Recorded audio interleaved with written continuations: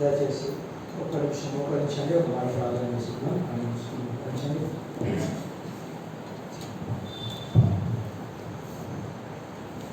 మోకరించిన దయచేసి పరిశుద్ధ తండ్రి రక్షకాన్ని పాదాలకు సంఘంగా సమాజంగా మిమ్మల్ని ఆరాధించి గమనించుకో మాకు చెంత వరకే స్థుతిస్తుంది. ఎవరైతే ఇంకా ఆరాధించలేకపోయినారో దేవవారు తమ హృదయం రూపి నోరూపి సమాజంలో ఆరాధించినట్టుగా సిద్ధపరచండి. దేవాన్ని ఆరాధిస్తుంది. కానీ ఇంకా ఎవరైతే రక్షణ లేక ఆరాధించలేకపోయినారో వారికి రక్షణ అనుగ్రహించి జీవం అనుగ్రహించి వారిని స్థుతించే ధన్యత అనుగ్రహించమని ప్రార్థిస్తుంది. ఇదిగా సమూహం అంతా ఈ సమాజం అంతా మేము స్థుతించే సంఘంగా చేయడం ప్రార్థిస్తూ మనం చేయిస్తుంది. ఇదిగా మమ్మల్ని సందేహాన్ని చేయండి. మరొకసారి మా మధ్య గురించి ఆశించిన కొరకు స్థుతిస్తున్నాం. ఈ విధంగా బల్లో పాల్గొన్న కొరకై మనం సిద్ధపరిచిన కొరకై పనులు సింహాసనం తీసుకుని మాతో మాట్లాడండి, కనికరించండి. ఈ వాక్యం సరి చేసుకుని చూపమని మొదలు స్తోత్రం చేస్తున్నాను. మరొక ప్రార్థిస్తాను. గ్రహించి మనసు అనుగ్రహించి మహిమపడండి. సమస్త మహిమాలను ప్రభావం మీరు ప్రార్థిస్తాం. కానీ మీ శ్రోతలు మరొక కేవలం మీ నోటి ద్వారా మాత్రం వాడుకుని మనం ప్రార్థిస్తాం. యేసుక్రీస్తు సర్వశక్తిగా మనం ప్రార్థిస్తున్నాను తండ్రి. ఆమేన్.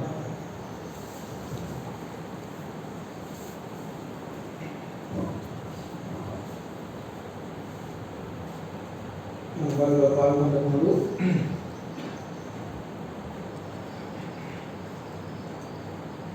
అపోస్తల కార్యములు 3వ అధ్యాయము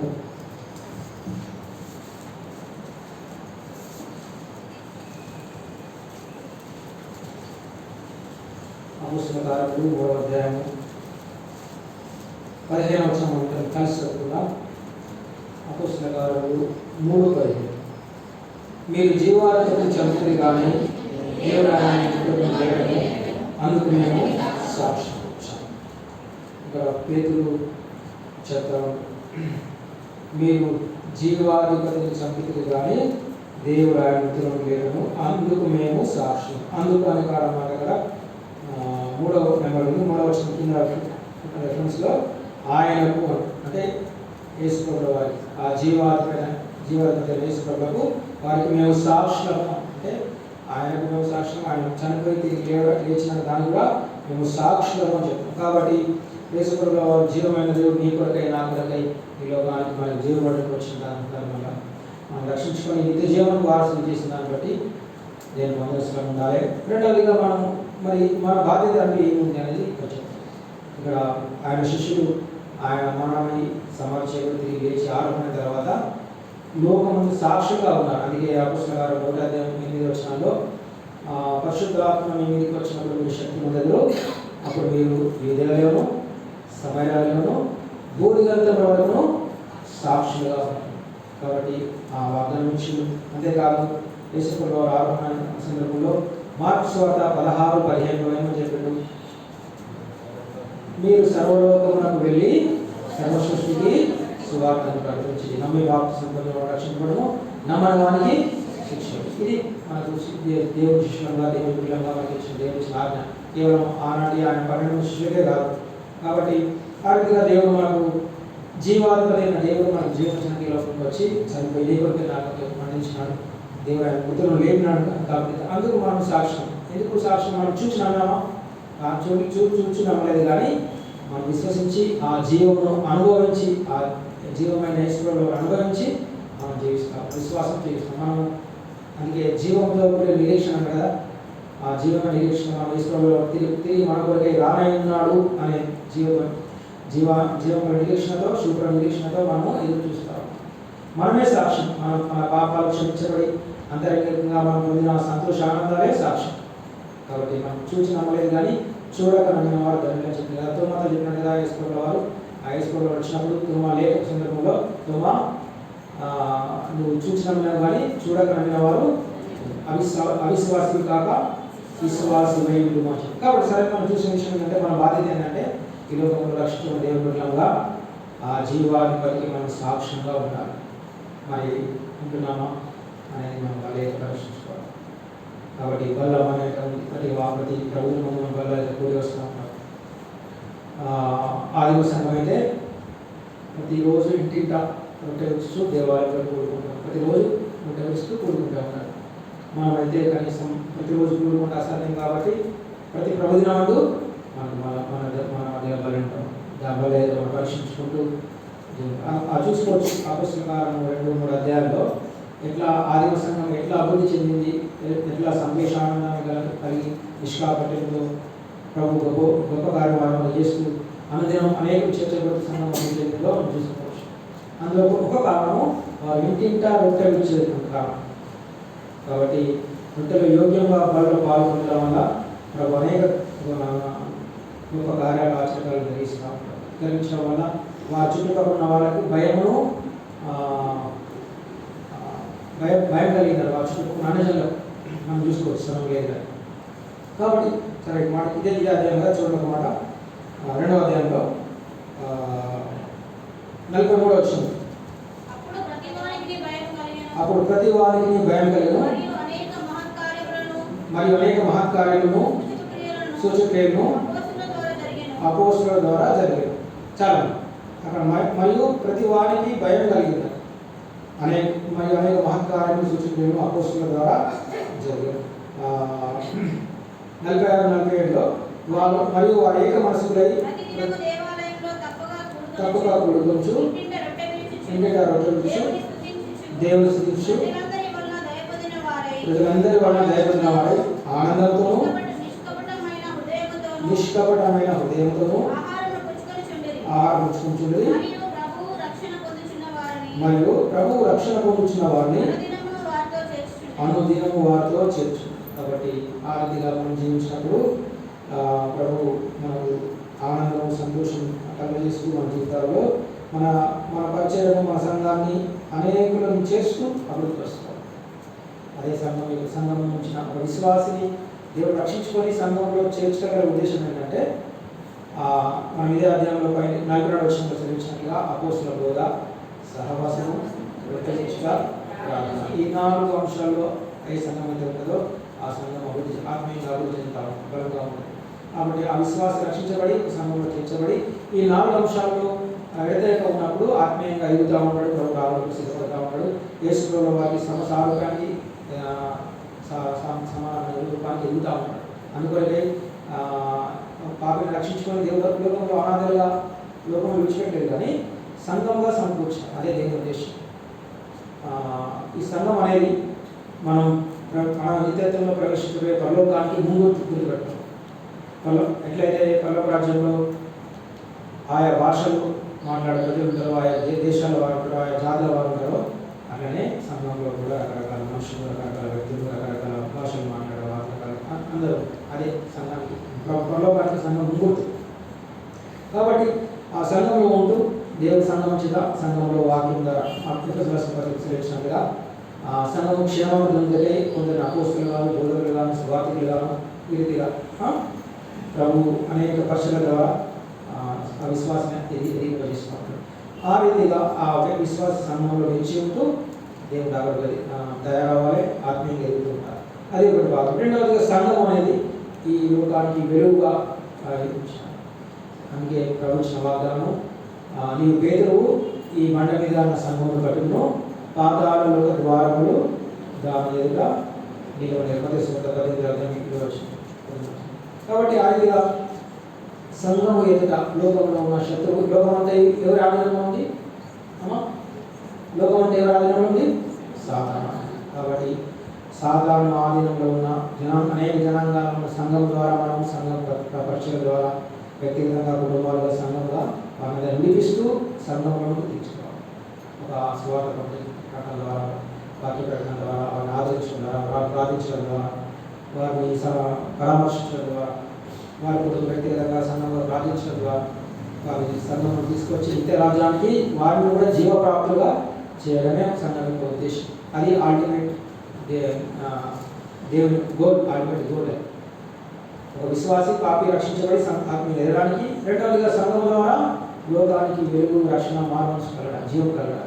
కాబట్టి ఆ రీతిగా ఉండడానికే సంఘం ఏర్పరచుకుంటాం. కాబట్టి మన మధ్యలో ఆశించిన వల్ల ఉంది. ఏ సంఘం అయితే అపోస్తలుల బోధనలు, సహవాసములు, రొట్టె విరుచడం, ప్రార్థన విడతేక ఉంటుందో ఆ సంఘమే బలంగా ఎదుగుతూ దేవుడి ఆకలిలో నీతితో ప్రవేశించలేదు. ఏ సంఘం అయితే ఈ 4 అంశాలు ఒక కన్స్ట్రక్షన్ ఒక హౌస్ కానీ ఒక కన్స్ట్రక్షన్ కానీ నిలబడాలంటే 4 పిల్లర్స్ ఎట్లయితే అవసరమో ఒక సంఘానికి కానీ ఒక ఇండివిజువల్ విశ్వాసికి కానీ ఈ 4 పిల్లర్స్ అనేది అత్యంత ప్రాముఖ్యమైనది. కాబట్టి ఈ 4 అంశాలు మన సమూహం మన సహవాసంలో ఖరీదైన కొనసాగుతాం. వేరే సంఘాలు వేరే గుర్తుపెట్టుకోవడం మీరు గమనించాలి. మరి మన ధనులు మరి కొనసాగుతున్నామా? అపోస్తలుల బోధన, సహవాసములు, రొట్టె విషయాలు, ప్రార్థన ఎడతెగక ఉండాలి. ఈ 4 అంశాలు ప్రార్థన, వ్యక్తిగత ప్రార్థన, కుటుంబ ప్రార్థన, సంఘ ప్రార్థన మన వ్యక్తిగా పరీక్షించుకోవాలి. అందుకే లూకా సువార్త 24 మీరు జరగబోవు వీటిని తప్పించుకున్నట్లుగా శక్తివంతులు ఉన్నట్లు వెలుగవాలని ప్రార్థించేయాలి. మనం దేవుని రాక సమీపంలో ఉన్న గుర్తుపెట్టుకోవాలి. ప్రపంచవ్యాప్తంగా చూస్తున్న పరిణామాలన్నీ చూస్తే దేవుని రాక ఎప్పుడైనా జరగవచ్చు. రెప్పపాటులో మనం క్షణంలో మార్పు చెంది తరగడం. సపోజ్ ఇప్పుడే వచ్చిన అనుకోండి, ఇట్లనే ఉంటాం. రక్షించబడి మనసు పొంది బాప్తిసం తీసుకుని ఆత్మీయంగా వాక్యానుసారంగా జీవించే ప్రతి వ్యక్తి రెప్పపాటులో ఎత్తపడతారు. ఎవరైతే రక్షించబడిన వాళ్ళు విడబడతారు, అది ఒకటే. రక్షించబడి కూడా దేవునికి విరోధంగా జీవించే వ్యక్తులు, లేదా పాపంలో జీవించిన వ్యక్తులు, విశ్వాసులు ఇక్కడనే విడబడతారు. అది ప్రమాదం. మనం చూసుకోవచ్చు. ప్రపంచవ్యాప్తంగా యుద్ధాలు, కరువులు, భూకంపాలు, తెగులు, జనం లేవడం. ఏదో దేశం ఒక దేశంలోనే ఒక తెగ ఒక జనం మధ్య తెలుసుకోవచ్చు. యెరూషలేములో ఇజ్రాయెల్ దేశంలో పరిణామాలు. ఇజ్రాయెల్ దేశంలో ప్రస్తుతం యెరూషలేములో అక్కడ ఉన్న మందిరం స్థానంలో మసీదు ఉంది. అది కూర్చొని మందిరం కట్టే ప్రయత్నం జరుగుతాం. అది దేవుని రాక సూచన, అది ముఖ్యమైన సూచన. కాబట్టి మనం చూసుకోవచ్చు కదా 2019, 2021లో కరోనా పాండమిక్ ఇంత పెస్టిలెన్సెస్ తెగులు మన చిన్న దినాల్లో నా చిన్న దినాల్లో అక్కడక్కడ ఎపిడెమిక్స్ వస్తుంది. నాట్ పాండమిక్స్ అంటే కొన్ని ఊర్లో కొన్ని 4-5 ఊర్లో లేకపోతే ఒక జిల్లా కొన్ని అక్రమంగా వస్తున్నాయి.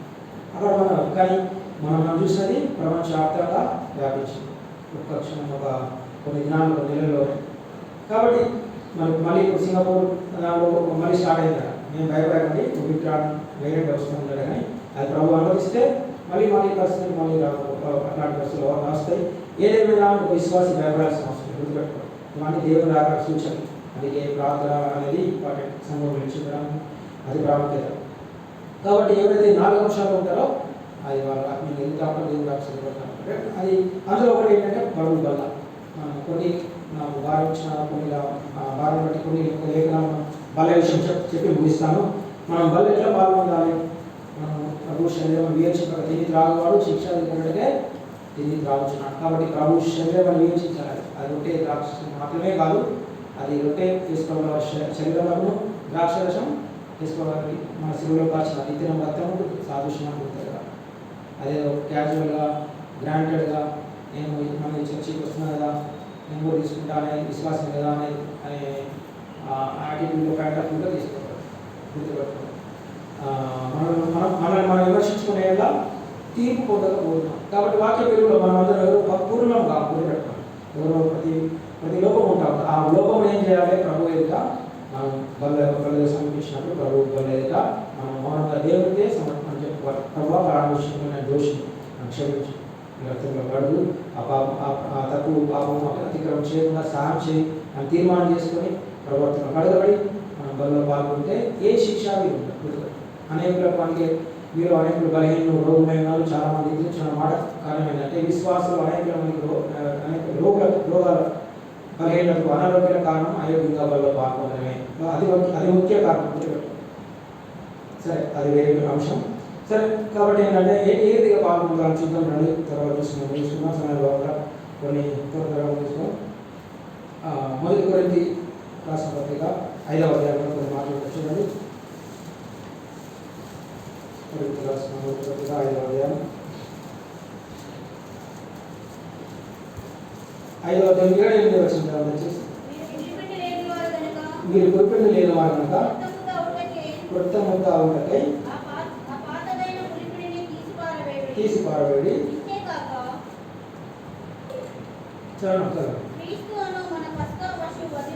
వధింపబడేను.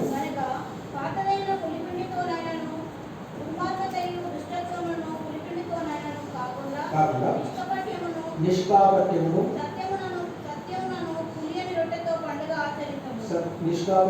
సత్యమును పులియనితో పండుగ. కాబట్టి ఎట్లా ఆచరించాలట? పాతదైన పులిపిని పాత అలవాటు తీసివేస్తుంటారు. మనం చూస్తూ ఉంటే గత సంవత్సరం 5వ సంవత్సరం ప్రవేశించినాం, 5వ మాసంలో ప్రవేశించినాం. 5వ మాసం కూడా ఈ మంత్ అయిపోయింది కదా. చూస్తుంటే 5th మంత్ అయిపోతుంది. ఇప్పుడు మనం చూస్తుంటే మేము కూడా అయిపోతాం. సంవత్సరాలు గతిస్తూ ఉన్నది. ఎంత పొలిపిండిని మనం తీసుకుంటాం? ప్రతిరోజు, ప్రతి వారం, ప్రతి నెల, ప్రతి సంవత్సరం తీసివేసుకుంటున్నాం. మనం రక్షించబడి ఎన్ని సంవత్సరాలు అవుతుంది? ఎంత మన ఆత్మీయ వయసు ఎంత? మన స్పిరిచువల్ ఏజ్ ఎంత? మనకి ఎన్ని సంవత్సరాలు? మనం ఆ స్థాయికి దగ్గర ఆత్మీయ ఎదుగుదల ఉందా? ప్రభు దృష్టిలో పరీక్షించుకోవాలి. పాతదైన పులిపిండిని తీసివేసుకుంటున్నాం. అందుకే మళ్ళా అనాలోచితంగా పాల్గొనడానికి కాదు. లేకుంటే అదే బాప్తిజం తీసుకున్నాం కదా, తీసుకున్నాం కదా, సంఘ సభ్యులం కదా, అది రైట్ కాదు. కాబట్టి పాతదైన పులిపిండిని తీసుకోవడం చెప్తూ 7వ వచనంలో దుర్మార్గతయు దుష్టతను పులిపిండితో కాకుండా, దుర్మార్గత లేకుండా ఎట్లాంటి దేవుని నీతికి విరోధమైన ప్రతిదీ దుర్మార్గత గుర్తుపెట్టాలి. అది స్వనీతి అయినా సరే, స్వనీతి కూడా దేవుని దృష్టిలో దుర్మార్గతయు దుష్టత్వం. ఈ లోకంలో ఎట్లాంటి దుష్టత్వం కూడా లేకుండా ఆయన పులిపిండితో కాకుండా ఎట్లా ఆచరించాలి? నిష్కాపట్యము సత్యములను పులిపిండితో. నిష్కాపట్యం అంటే అమ్మా, నిష్కాపట్యం అంటే అర్థం చెప్పండి. గడి కపటం లేకుండా. నిష్కాపట్యం అంటే కపటం లేకుండా. దాని అర్థం ఏంటంటే ఇంకొక మాటలో యథార్థత. కపటం లేకుండా అంటే కపటం అంటే లోపల పడి బయట పడి, అది కపటం. కపటం అంటే బయట మంచిగా మాట్లాడతాం, లోపల లేకపోతే లోపల మంచి చెప్తే బయట, అది కపటం. అంటే నిష్కాపట్యం అంటే ప్రభు ఏదైనా నిష్కాపట్యంగా మనం ఉన్నట్టుగా మనం ఏమైనాము, మన జీవితం ఏంది, మనం చెప్పకపోయినా యోహాను సువార్త 3వ చెప్తాడు 2వ దినం ఏ మనుషుల గురించి ప్రభువుకు సాక్ష్యం ఏనక్కర్లేదు. ప్రతి ఒక్కరి అంతరంగము నా గురించి, నీ గురించి, మనందరి గురించి ప్రభు తెలుసు. ఎవరి గురించి మనం సాక్ష్యం ఏనక్కర్లేదు. అయ్యో పలానా వ్యక్తి అట్లా చెప్పనవసరం లేదు. ప్రభువుకు అందరి వివరాలు తెలుసు. కాబట్టి మన అంతరంగ జీవితము, మన వ్యక్తిగత జీవితం, బహిరంగ జీవితం, మన నడక పడక, తలంపులు, చూపు సమస్తం దేవుడు ఎరిగినాడు. కాబట్టి మనం దేవుని దగ్గర దాచుకోవాల్సిన దాచిన కావాలి. గుర్తుపెట్టుకోవాలి, ఏం దాచాల్సిన అవసరమే లేదు. మన తండ్రి మన పాపలను తెలిసి కూడా మనం రక్షించుకున్నాడు కాబట్టి మనం దాచాల్సిన అవసరం లేదు. మనలో ఉన్న ప్రాచీన స్వభావం, పాప స్వభావం మనం చనిపోయేంత వరకు లేదా 2వ ఆత్మలో ఎత్తబడేంత వరకు మనలో ఉంటుంది. దాంతో మనం పోరాడమే. మనం ఎవరో పరిపూర్ణం కాము. అయితే ఎంతగా ఆత్మీయంగా ఎదుగుతూ ఉంటామో ఆ ప్రాచీన పురుషుడు కృషిస్తూ ఉంటాడు. అప్పుడే అదే ఆత్మీయంగా ఎదగడం. కాబట్టి ఆయన నిష్కాపట్యంగా ప్రభు దగ్గర మనం ఒప్పుకుంటూ మనం యథార్థంగా మనం పనులు సత్యం ఉన్నాం అంటే సత్యంగా ఉన్నట్టుగా మన పలానా తప్పేనమా ప్రభు దగ్గర మనం ఒప్పుకోవాలి. సత్యంగా యథార్థంగా ఒప్పుకొని మనలో అది పనులు పాల్గొనే విధానం. నిష్కాపట్యంగా సత్యంగా ఒప్పుకోవాలి. మరి వాళ్ళలో పాల్గొనడం వల్ల విశ్వాసం వచ్చే లాభాలు ఏంటి, ఎందుకు పాల్గొనాలి అనేది 2 నిమిషాలు చూసి 2 మాటలు చూసి ముగిస్తాను. ఎందుకంటే అనేకులు బల్ల విషయమై అనేకులు అనాలోచితంగా ఈ నాలో పాల్గొంటారు. కాబట్టి నాకు ఇచ్చిన దేవుడు ఇచ్చిన భారం కూడా మేము మరిపరుచుకుంటాను. బల్లో ఎందుకు పాల్గొనాలి అనేది ఒక 2 నిమిషాలు ముగిస్తాను. రండి, యోహాను సువార్త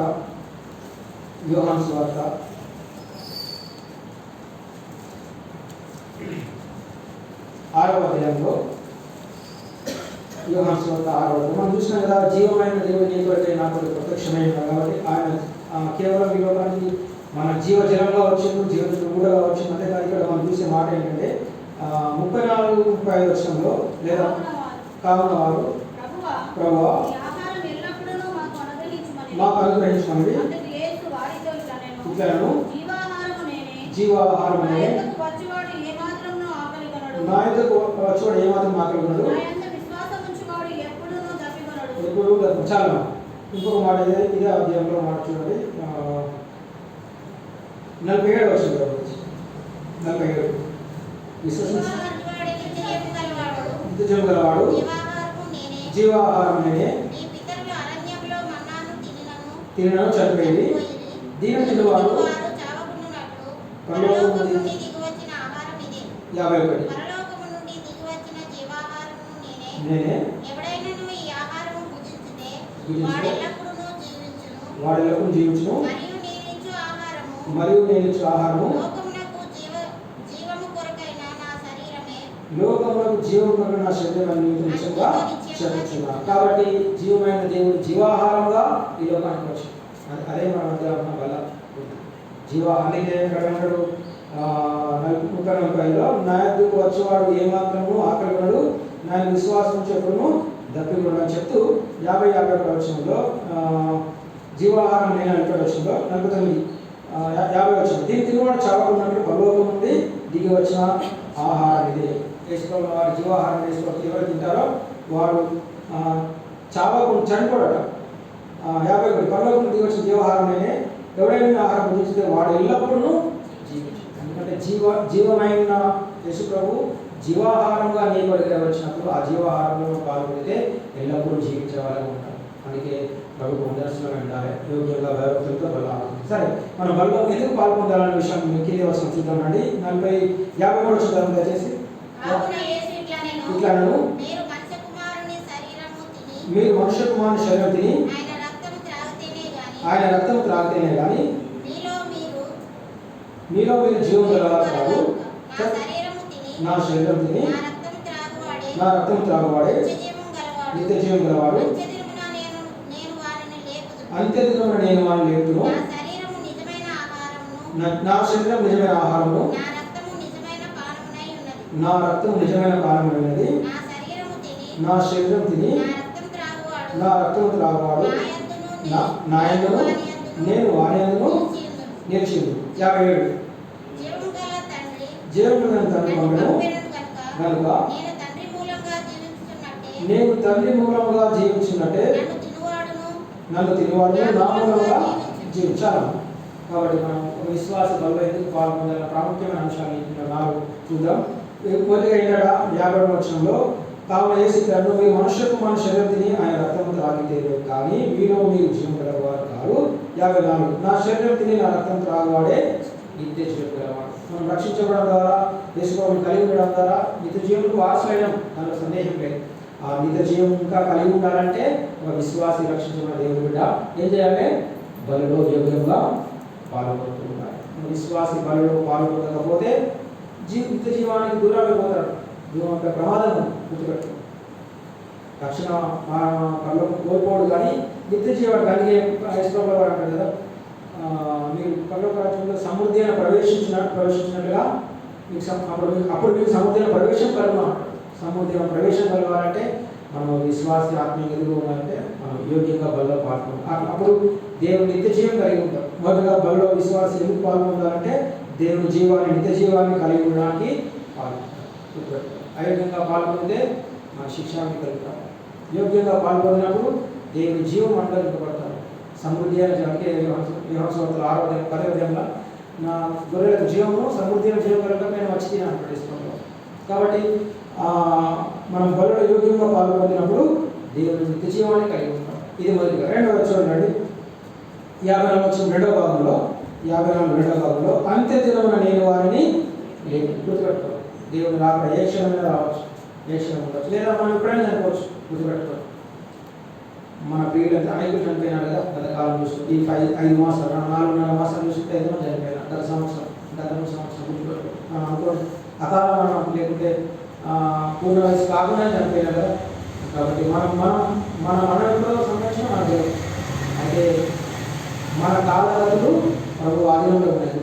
మనం తప్పించిన ప్రభు కానీ యెహోవా మనం ఎప్పుడు చనిపోవాలనో ఎప్పుడు ఎంతకాలం బతకాలో ప్రభు నిర్ణయించిపెట్టినాడు. కాబట్టి మన గురించి భయపడాల్సిన అవసరం లేదు. అందుకే ప్రకటనలో 1:18 వచ్చిన కదా, మన యొక్క పాదాల్లో తాళపు చెవులు చేసుకోలేదు. కాబట్టి ఒక విశ్వాసి మన గురించి భయపడాల్సిన అవసరం లేదు. చనిపోతే మన ప్రభు సన్నిధిలో ఉంటాం. మనం నిత్యత్వానికి ఆరోగ్యం గుర్తుపెడతాం. సరే, ఆ విషయం ఏంటంటే మనం ఎప్పుడు సంభవించినా లేదా ప్రభు అక్కడ ఎప్పుడు వచ్చినా ఎత్తబడ్డాలి గుర్తుపెట్టాలి. అందుకే మనం యోగ్యంగా మనలో పాల్గొంటూ ఉండాలి. ప్రభు అక్కడ ఏ సమయంలో రావచ్చు. రెప్పపాటును మార్పు చెంది అక్షయమైన శరీరం వదిలిపెట్టి అక్షయమైన శరీరాలతో మనం లేస్తాం. దానికన్నా ముందు సమాధిలో ఉన్న ప్రభు క్రీస్తు నిందించిన వాళ్ళు మొదలేస్తారు. ఆ తర్వాత మనం వార్తలేకమై మధ్యాకాశం ముందు ప్రభుత్వం పోతాం. 7 ఏళ్ళు పెళ్ళి, 7 ఏళ్ళు బహుమానాలు మన ప్రభుత్వ రక్షించిన తర్వాత విశ్వాసంగా, సంగతులుగా, లేక సేవకులుగా ఏం చేసినాం అనేది మన క్రియల ఫలితం బహుమానాలు ఉంటాయి 7 ఏళ్ళు. కాబట్టి ఎత్తబడాలంటే ప్రభు బలిలో యోగ్యంగా బలిలో పాల్గొంది. ఇది రెండవది. మూడవదిగా చూద్దామండి. 56 వచ్చింది. నా శరీరం తిని నా రక్తం త్రాగవాడు నాయనను, నేను వాయనను గెలిచి. గుర్తుపెట్టుకోండి, యేసుప్రభుల వారు మాయను గెలిచి ఉన్నారు, లేదా ఆయన ఆత్మ మనని గెలిచి ఉన్నారంటే మనం యోగ్యంగా బలిలో పాల్గొంటున్నాం. మనం ఆయన మనయందు, మనం ఆయనను గెలిచి ఉండాలి. అప్పుడే మనం ఈ లోకాన్ని మనము శరీరాన్ని సాతాను జయించగలం. గుర్తుపెట్టుకోవాలి. లేకుంటే మన వల్ల కాదు. సాతాను కానీ మన సొంత శరీరాన్ని జయించడమే మన వల్ల కాదు. గుర్తుపెట్టుకోవాలి. మన శరీరంలో ప్రాచీన స్వభావం ఉంది, దాన్ని జయించడం మన వల్ల కాదు. లోకం ఉంది. లోకంలో ఏమేమి ఉన్నాయి? లోకం అంటే శరీరాశ, నేత్రాశ, దాన్ని జయించడం మన వల్ల కాదు. గుర్తుపెట్టుకోవాలి. దాన్ని లోకంలో జయించాలంటే ప్రభు సహాయం, ప్రభు పరిశుద్ధాత్మ సహాయం కావాలి. మనల్ని మనం జయించాలంటే మనలో ఉన్న ప్రాచీన స్వభావం జయించాలంటే కూడా ప్రభు సహాయం కావాలి. అంతేకాదు, మనకంటే ఇంకా 3వ శత్రువు ఉంటాయి. ఎవరు? సాతాను. ఆ సాతాను జయించాలంటే కూడా వాడి నుంచి శోధన జయించాలంటే ప్రభు ఆయన నిలిచి ఉంటేనే కానీ వాడిని జయించాలి. అందుకే ఇక్కడ యోహాను రాసిన కన్నా మీలో ఉన్నవాడు లోకంలో ఉన్నవాడి కంటే గొప్పవాడు. కాబట్టి మనలో ఉన్నవాడి వల్లనే మనం జయించగలం, కానీ మనంగా మనం శక్తివంతులను కానీ జ్ఞానవంతులను కానీ కాదు, మన వల్ల ఏం కాదు. కాబట్టి మనలో ఉన్న ప్రభు వల్ల మనం సాతాను జయించడం, లోకాన్ని జయించగలం, మన శరీరాన్ని జయించగలం. కాబట్టి మనం యోగ్యంగా బలంగా పాల్గొంటే ఆ విశ్వాస జీవితంలో ప్రభు వారే ఉంటాడు, ఆ విశ్వాస ప్రభు నన్ను ఉంటాడు. ఇది మూడవది. కాబట్టి మనల్ని యోగ్యంగా ప్రభు మనకి ఉండాలంటే, మన ప్రభు పరిశుద్ధాత్మ మనలో ఉండాలంటే మనం యోగ్యంగా బలంగా పాల్గొంటున్నాం. 4వ చూద్దాం.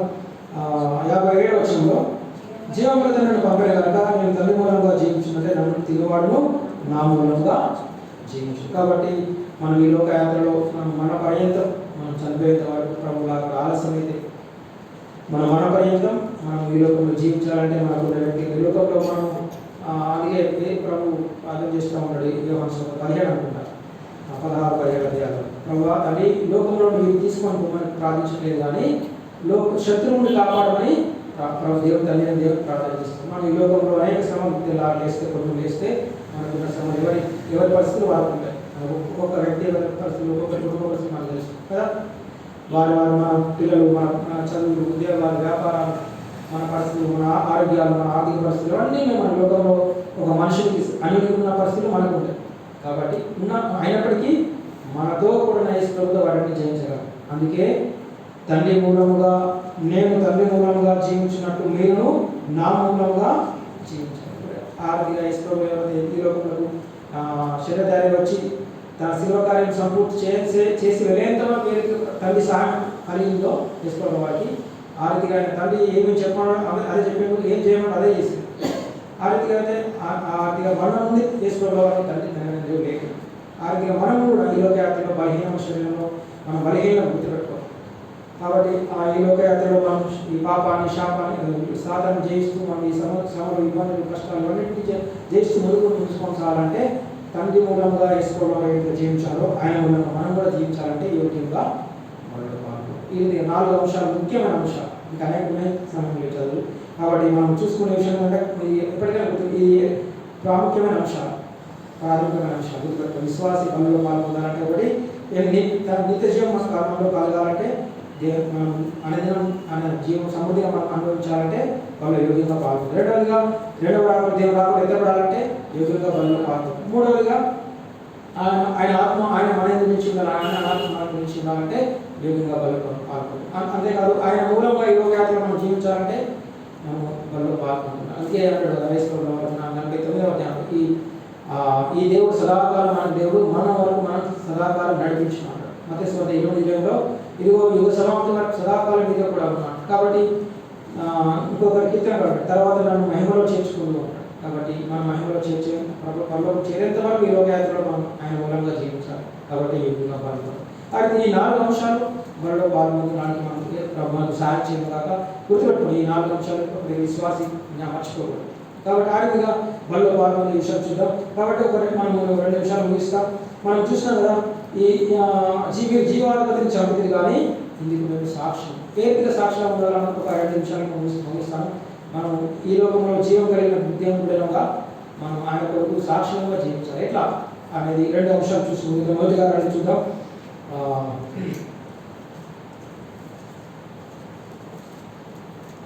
తిమోతి రాసిన 2వ పత్రిక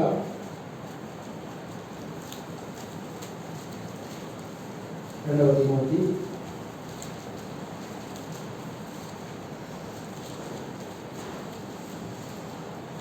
3వ అధ్యాయము 2వ తిమోతి 3వ అధ్యాయము 14-15 వచనాలు కలిసి ఉన్నాయి. మనం అందరం కలిసి చదువుకుందాం. ఏ రీతిగా సాక్ష్యంగా జీవించగలమనేది 2 అంశాలు చెప్తారు. 2వ తిమోతి 3వ అధ్యాయము 14-15 వచనాలు కలిసి చదువుకుందాం. క్రీస్తు యేసునందు ఉంచవలసిన విశ్వాసం ద్వారా రక్షణార్థమైన జ్ఞానాన్ని కలిగించిన శక్తిగల పరిశుద్ధ లేఖనములను బాల్యం నుండి ఎరుగుతుండగా నీవు నోచుకొని రూఢి అని తెలుసుకొని ఉన్నవి ఎవరు నేర్చుకుంటుందో ఆ సంగతి తెలుసుకొని వాటి నుండి నిలకడగా ఉంచాలి. కాబట్టి ఇక్కడ అప్పుడు పౌలు తిమోతికి రాసి చెప్తాను. ఏమంటాడు? క్రీస్తు యేసునందు ఉంచవలసిన విశ్వాసం ద్వారా, అంటే క్రీస్తు యేసునందు ఉంచే విశ్వాసం ద్వారా మనకి ఏం కలిగింది? రక్షణార్థమైన జ్ఞానం కలిగింది. ఎట్లా ఆ రక్షణార్థం కలిగించడానికి కారణం ఏంటంటే శక్తి గల పరిశుద్ధమైన లేఖనములు. ఆ లేఖనాలను తిమోతి బాల్యం నుండే ఎదుగుతున్నాను. కాబట్టి తిమోతి నువ్వు వాటి యందు నిలకడగా ఉండమంటాడు. కాబట్టి మనము రక్షణార్థమైన జ్ఞానం మనకి ఎట్లా కలిగింది? సువార్త లేదా వాక్యం ద్వారా. మనం ఈ లేఖనాల ద్వారా వాక్యం విన్నప్పుడు, సువార్త విన్నప్పుడు మనము లేఖనానుసారంగా వాక్యం మనం చూపించబడి పరిశుద్ధాత్మ కార్యనిర్వహించే వల్ల రక్షణార్థమైన జ్ఞానం కలిగి మనం రక్షణ కలిగి మనం మార్పుగలిగాం. అందుకే ఇక్కడ మాట ఉంటుంది. యాకోబు రాసిన పత్రికలో మాటలు దయచేసి 50వ అధ్యాయం దయచేసి యాకోబు పత్రిక 27 దయచేసి యాకోబు 1:27 చదవండి సార్. ఎందుకనగా నరుని కోపం నీకు నేను దేవుని నియమించరు. 21 అందుచేత సమస్త కల్మషమును విరవీర్చిన దుష్టత్వము మాని లోపల నాటబడి మీ ఆత్మను రక్షించుటకు శక్తిగల వాక్యమును సాత్వికంతో అంగీకరించాలి. ఇక్కడ మనం చూసే మాట ఏంటంటే లోపల నాటబడి మీ ఆత్మలను రక్షించుటకు శక్తిగల వాక్యమును సాత్వికంతో. వాక్యం ఎట్లాంటిదట? లోపల నాటబడి. ఇప్పుడు రాష్ట్రపతి చూస్తాం కదా, వాక్యం 2 అంచెల ఖడ్గము కలిగి ఏమైందట? ఎముకలను 3 అడుగులు దూరేంత వరకు 2 అంచెల ఖడ్గం. ఇక్కడ ఏమన్నాడు? లోపల నాటబడి మీ ఆత్మలను రక్షించడానికి శక్తిగల వాక్యం. ఆ వాక్యాన్ని సాధించడం అంగీకరించాం కాబట్టి మన ఆత్మరక్షణ పొందాం. కాబట్టి ఇక్కడ లోపల నాటబడి ఆత్మను రక్షించే శక్తి కలిగింది. అందుకే సువార్త విషయం చేసుకొని వాక్యం అన్నాడు, నశించిన వారికి వేతనం కానీ రక్షించబడుతున్న వారికి దేవుని శక్తి అయినది. వాక్యం సువార్త వాక్యము నశించిన వారికి వేతనం. అనేక లోపలకు అది పిచ్చితనం, ఏదో పిచ్చి అనుకుంటారు. కానీ రక్షించబడుతున్న వాటికి అది దేవుడి శక్తి. పరిశుద్ధాత్మలు ఆ వాక్యం ద్వారా కార్యం చేస్తే ఆ వ్యక్తి జీవితమే మారుతుంది. కాబట్టి ఇక్కడ మనం చూసే అంశం ఏంటంటే మీ ఆత్మను రక్షించడానికి శక్తి గల వాక్యం. కాబట్టి అట్టి వాక్యం ద్వారా మనం విని ఆ వాక్యం అంగీకరించి రక్షించబడడం సరే, కానీ ఇంకా ఆ వాక్యం మనం ఎదుగుతూ ఉండాలి. ఎట్లా మనం సమయం లేదు, కానీ విత్తనం వేసిన వాడు విత్తనకు వెళ్ళిన వాడు రైతు మనం చూసి ఆ వృత్తాంతం ఉపద్ధతి తెలుసు కదా. కొన్ని త్రోవ పక్కన పడ్డాయి, కొన్ని రాత్రి పడ్డాయి, కొన్ని ముహూర్తంలో పడ్డాయి, కొన్ని మంచి నెల తెలుసు కదా. మనం తెలిసిన విషయం కదా. అయితే మంచి నెలలో పడే విత్తనాలు ఎట్లా ఫలించినాయట? 30 దంతలు గాను 60 దంతలు గాను. ఆ రీతిగా మనం ఆ వాక్యంలో ఎదుగుతూ ఉంటాం. 30 దంతలు 60 దంతలు గాను. అందుకే ఒక మాట చూడండి, లూకా సువార్త 8వ అధ్యాయం మాట చదవండి. లూకా 8 మంచి మాట చూడండి. ఇట్లా మనం ఆ వాక్యం అంగీకరిస్తూ లూకా సువార్త 8వ అధ్యాయంలో వచ్చిన చూడండి.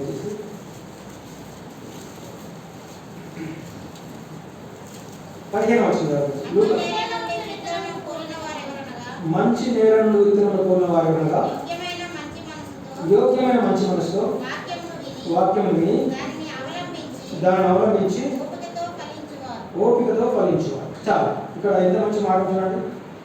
యోగ్యమైన మంచి మనసుతో వాక్యంలో పనిచేయాలంటే యోగ్యమైన మంచి మనసు కలిగి ఉండాలి. యోగ్యమైన మంచి మనసు లేకపోతే మనలో వాక్యము పనిచేయదు. ఇంత గొప్ప వర్తమానం వచ్చినా, ఎంత మంచి వాక్యం చెప్పినా, ఈ సేవలు ఎంత మంచి వాక్యం చెప్పినా, ఇంకా ఎంత గొప్ప జీవనం వచ్చినా కూడా, యేసు ప్రభువే వచ్చి వాక్యం చెప్పినా కూడా ఆ వాక్యం యోగ్యమైన మంచి మనసు లేకపోతే కాబట్టి యోగ్యమైన మంచి మనసు కలిగి మంచి మనసుతో వాక్యం విని దాన్ని అవలంబించి ఓపికతో ఫలించాలి. అది దేవుడు కోరుతుంది. అందుకే తిమోతి నీవు విన్న వాక్య ప్రకారం వాక్యం ముందు నిలిచి ఉండుము అంటాడు. కాబట్టి మనం చెప్పిన వాక్య ప్రకారం చూసిన ఆ భావం ఏంటంటే కొద్దిగా సాక్షులంగా ఈ లోకంలో జీవాధిపతికి ఏ రీతిగా సాక్షులంగా ఉండగలం అంటే మనం పరిశుద్ధ లేఖనం అంటే ఆత్మను రక్షించ శక్తి గల వాక్యం అంగీకరిస్తూ ఆ వాక్యం ముందు నిలకడగా ఉండాలి. ఆ వాక్యం ఎదుగుతూ ఫలిస్తూ ఉండాలి. ఆర్థిక పూర్తిగా మనం సాక్షులం చూసిన మనం మొదటి భాగం తిమోతి రాసిన అని తిమోతి 2 తిమోతి 3వ అధ్యాయంలో చూసిన మాట చూడండి. 3:14 విశ్వాసం ద్వారా రక్షణాత్మక జ్ఞానాన్ని కలిగించటకు శక్తిగల పరిశుద్ధ లేఖనములను నీ వెలుగుతూ కనుక చాలా కనుక చివరి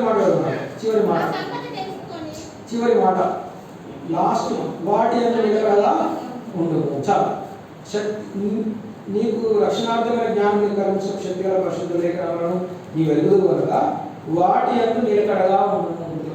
ఏ వాక్యం అయితే మనం తెలుసుకున్నామో వాటి నిలకడగా ఉంటారు, ఆచరిస్తూ ఉంటారు. అందుకే యేసుప్రభుల వారిని గురించి యూదా స్త్రీలు అంటారు, ప్రభువా నేను కన్న గర్భమును నీవు కూర్చిన స్థలం ధన్యమైన చెప్పినప్పుడు యేసుప్రభు అవును కానీ అయితే నా వాక్యం విని దాని ప్రకారం జీవించేవారు మరిధన్యులు అంటారు యేసుప్రభు. అందుకే ప్రకటన 1:3 కూడా అంటాడు, కాలం సమర్పణ కనుక ఈ ప్రవచన వాక్యం విని గైకొని దాన్ని అనుసరించేవారు ధన్యులు. కాబట్టి మనం కేవలం విని వెళ్ళిపోవడం మాత్రం లేకుండా వినిపించుకుంటాం కాదు, కానీ ఆ వాక్యం మనకి ఏదైతే వాక్యం నిద్రపడతా ఉందో ఆ వాక్యం ముందు శక్తిగల పరిశుద్ధ లేఖనంలో మనం నిలకడగా ఉంటాం. తద్వారా మనం సాక్షులుగా ఈ జీవాత్మైన మన తల్లి ప్రభుకు సాక్షులుగా ఉంటాం. ఇది మొదటి అంశం. రెండవది వచ్చిన చూద్దాం. సమయం లేదు కానీ విపులేపించలేకపోతున్నాను.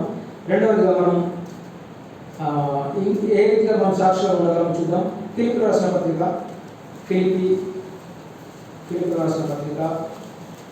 2వ అధ్యాయం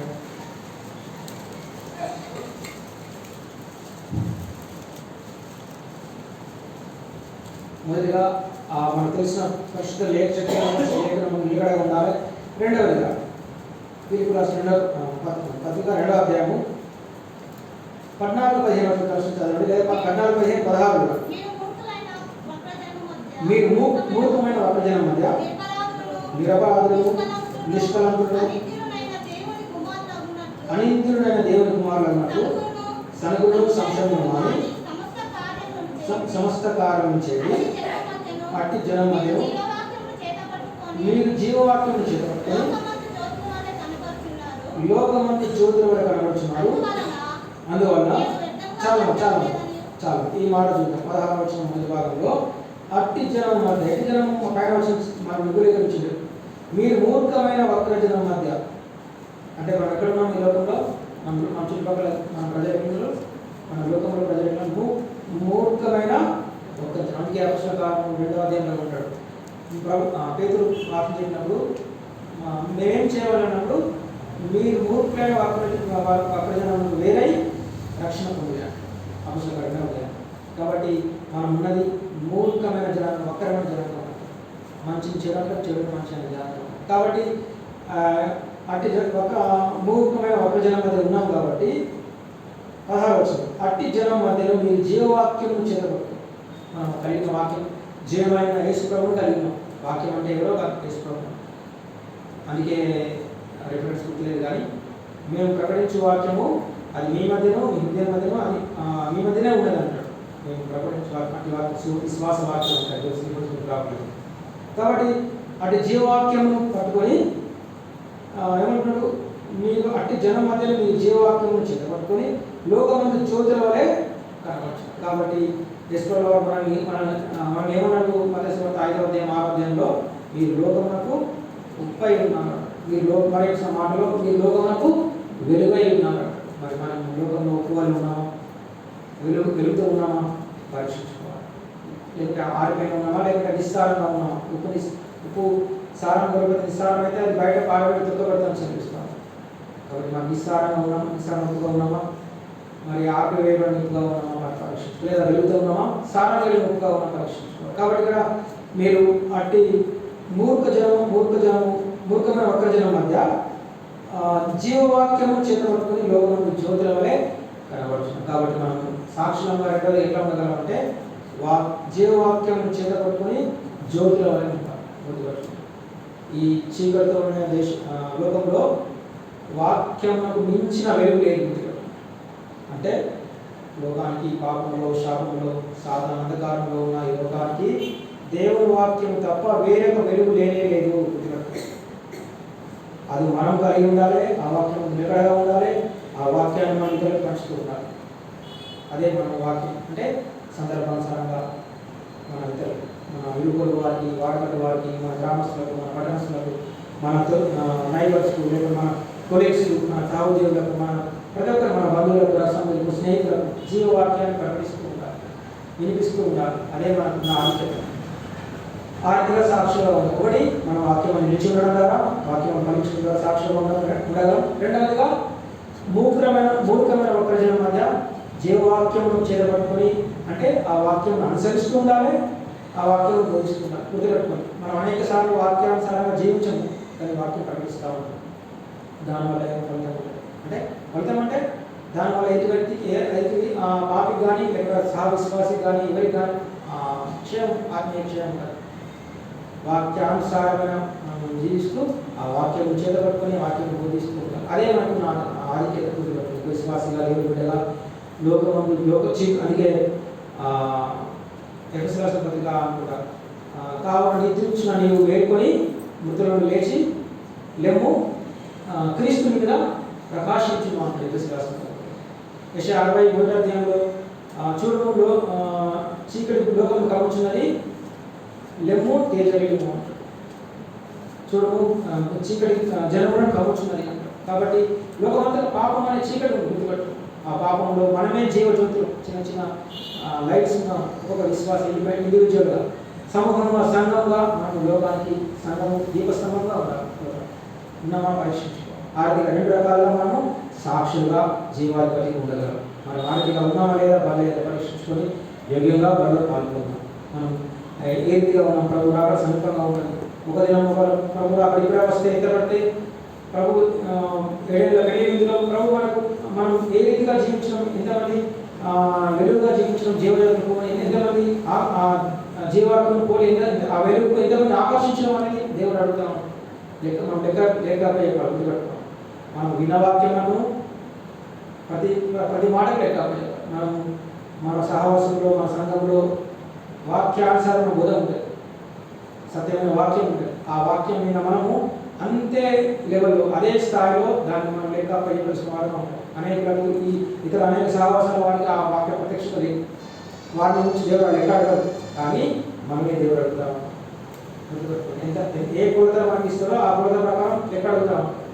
కాబట్టి అందుకే మనం ఏ రీతిగా మనం ప్రకాశిస్తాం, జీవితంలో మనం పరీక్షించుకున్నాం. అందుకే మనం దాని చివరి అధ్యాయంలో దాని ఒక మాట చదవాలి, చదివి ముగించుకున్నాం. దాని చివరి అధ్యాయం చదవండి, రివర్స్ చెప్పండి. ఎన్నో అధ్యాయం? 12వ అధ్యాయం 12:3 చదవండి. బుద్ధిమంతులైతే ఆకాశ మండలంలోని జ్యోతులను కోరిన వారే ప్రకాశించెదరు, నీతి మార్గమును అనుసరించి నడుచుకున్నట్లు ఎవరు అనేకులను తిరుగుదురో వారు నక్షత్రము నిరంతరము ప్రకాశించెదరు. చాలు. కాబట్టి ఏమంటున్నారా, ఎవరు బుద్ధిమంతులైతే ఆకాశ మండలం జ్యోతులను కోరిన వారే ఇందు. మన బుద్ధిమంతులు అంటే వాక్య ప్రకారం జీవిస్తూ ఉంటే మనం బుద్ధిగా కనుక బుద్ధిని చూస్తున్నాం కదా, ఆ రీతిగా దేవుని వాక్య ప్రకారం జీవిస్తూ ఉంటే జ్యోతులను కూడా ప్రకాశించదు. ఇంకా నీతి మార్గం అనుసరించి నడుచుకున్నప్పుడు ఎవరు అనేకలను తిరుగుతారు. ఎవరైతే ఎంతమంది ఆత్మరక్షిస్తామో అనేకలను మన వైపు దేవుని తిరుగుతామో వాళ్ళైతే ఎట్లా ఉంటారా, నక్షత్రం వలె నిరంతరము ప్రకాశించగలరు. నక్షత్రాలు అనేవి స్వయం ప్రకాశిస్తారు, అవి అవే ప్రకాశిస్తూ ఉంటాయి. కాబట్టి నక్షత్రం నిరంతరం ప్రకాశించదు. కాబట్టి ఆ రీతిగా ఉంటాం. కాబట్టి ఈ లోకంలో మనం చేసిన దాన్ని బట్టే పరలోకంలో మనకు ఉన్న బహుమానాలు ఉంటాయి.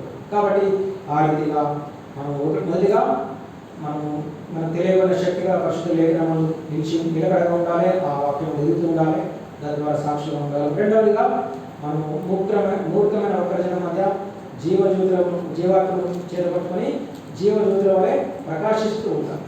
ఆ రీతిగా రెండవదిగా మనం సాక్షిగా మనం ఉన్నామా లేదా పరీక్షించుకున్నాం. లేకపోతే దేవుని క్షమాపణ కోరుకొని బలంగా తీర్మానపూర్వకంగా ఇక్కడ నుంచి నీ కొరకై వాక్యం నిలిచి ఉంటా, నీ కొరకై వాక్యం జీవాత్మను కోరి జ్యోతిలో ప్రకాశిస్తాం తీర్మానం చేసుకుని బలంలో వారు ఆ రీతిగా మనకు సహాయం చేయగలరు.